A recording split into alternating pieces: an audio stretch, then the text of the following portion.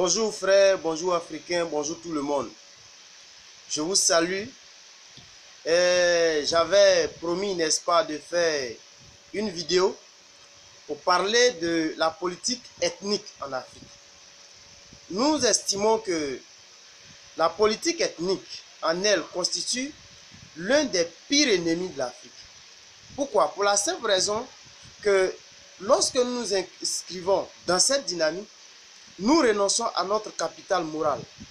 Et dans ces conditions, nous ne sommes même pas capables de mener des analyses objectives, des critiques objectives pour le bien-être de nos pays et de nos populations. Mais pourquoi? Parce que les populations, généralement, ne se sentent pas en tant que telles dans une société qui appartient à tout le monde. Vous voyez, c'est un peu comme si dans nos pays, nous avons des groupes atomisés qui, n'est-ce pas, vivent de façon isolée dans, n'est-ce pas, un pays qu'on appelle Côte d'Ivoire. Je vais parler principalement de la Côte d'Ivoire. Et vous allez voir que lorsqu'il y a quelqu'un au pouvoir, on vous dira par exemple, les Bété sont au pouvoir, les Djoula sont au pouvoir, les Agnis ne sont pas encore au pouvoir, bientôt je serai au pouvoir, donc pour l'instant il n'y a pas d'Agnis au pouvoir. Donc vous voyez que les gens se considèrent comme des groupes, et quand un groupe est au pouvoir, n'est-ce pas, les ressortissants proches se disent oui, le pays nous appartient, on fait ce qu'on veut, parce que demain, si on n'est pas là, les autres vont faire de même. Et le danger dans cette histoire, c'est que nous-mêmes, on décide d'accorder notre confiance en quelqu'un, on lui donne le pouvoir, et après, on l'élève au rang, même pas de roi, mais au rang de Dieu. À tel point que, dans notre entendement, critiquer cette personne, c'est comme si on était en train de commettre une abomination. Parce que dans notre entendement, il est hors de question de critiquer ouvertement celui qui est au pouvoir. Et ça, c'est pas bon. On peut être sympathisant, on peut être militant d'un parti politique, mais on doit avoir la sagesse, l'énergie, le courage nécessaire de dire ce qu'il faut dire. Si celui qui est là fait quelque chose qui n'est pas bien, on doit avoir le courage de dire ça c'est pas bien. Et le comble dans cette histoire, c'est qu'on a trouvé une belle manière de justifier la bêtise humaine par la bêtise humaine. Vous dites, le président actuel fait telle chose, c'est pas bien. On vous dit, oh, arrêtez ça, les autres ont fait pire que ça. Vous dites, voici une situation qui ne tourne pas en rond. On dit, oh, tu es aigri. Tais-toi là, les autres ont fait pire que ça.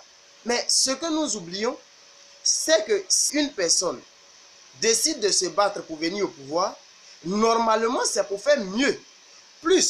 Mieux que ce que les autres ont fait. Sinon, si c'est pour venir reprendre les mêmes erreurs, dans ce cas, on laisse ceux qui étaient là, ils continuent dans leur bêtise, et puis on applaudit, puisque quand les autres vont venir, ils vont faire les mêmes choses, on va applaudir parce que les autres ont fait pire que ça. Il faut qu'on arrête de justifier la bêtise humaine par la bêtise humaine, sur la base des considérations ethniques. Moi, j'appelle ici la jeunesse à plus de responsabilités. Nous avons une population majoritairement jeune. Et cette jeunesse décide de façon volontaire d'abandonner son capital moral, de suivre les gens de façon moutonnière. Excusez-moi du terme, mais c'est la réalité. De façon moutonnière. On décide de ne plus réfléchir pour nous-mêmes. Parce que dans notre tête, dans notre petit monde que nous transportons sur notre cou là, il y a des gens qui sont habilités à réfléchir et nous sommes habilités à exécuter les desiderata de ces hommes qui réfléchissent à notre place. Non, chers amis, tu es jeune, tu as aussi la capacité intellectuelle que n'importe qui. Tu as aussi la capacité de réflexion que n'importe qui aussi. Il faut chercher à te responsabiliser. On ne va pas éternellement suivre les gens. On ne va pas attendre des mots d'autres pour aller se faire tuer, aller se faire massacrer. Il faut aujourd'hui qu'on mène des critiques objectives.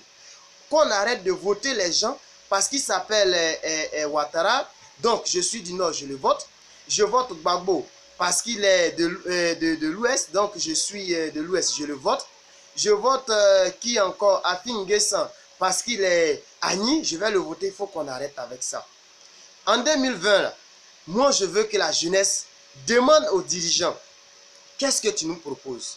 Et quand il a fini d'expliquer ce qu'il propose, qu'on ait la possibilité de lui demander comment tu vas trouver les fonds pour financer tout ce que tu as dit. Il faut que la jeunesse se responsabilise.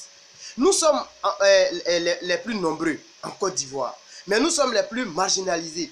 Quand les élections approchent, subitement tout le monde se rend compte de nos problèmes. Le chômage, l'éducation, la santé. Mais une fois que l'élection finit, les gens sont plus concentrés sur comment on va faire pour gérer le pouvoir. On va se partager les postes. On va faire des jeux pour que quand je ne suis pas là, l'autre soit là. Donc du coup, les vraies réalités pour lesquelles on les a choisis sont rangées dans les salons fleutrés, les salons en or, les salons dorés des ministères et de la présidence.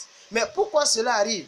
Pourquoi les gens ne changent pas? Parce qu'ils sont sûrs que malgré ce qu'ils vont faire, il y aura une jeunesse dynamique, entre guillemets, intellectuelle, entre guillemets, qui va les soutenir, qui sera là pour lancer des mouvements de soutien, les mouvements de pro, les débats de pro. Tu vas sur les réseaux sociaux, c'est les débats de haine et tout ça, il faut que ça cesse. Tout ça, il faut que ça s'arrête.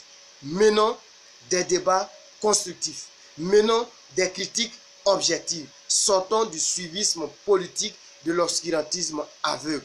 Je vous remercie.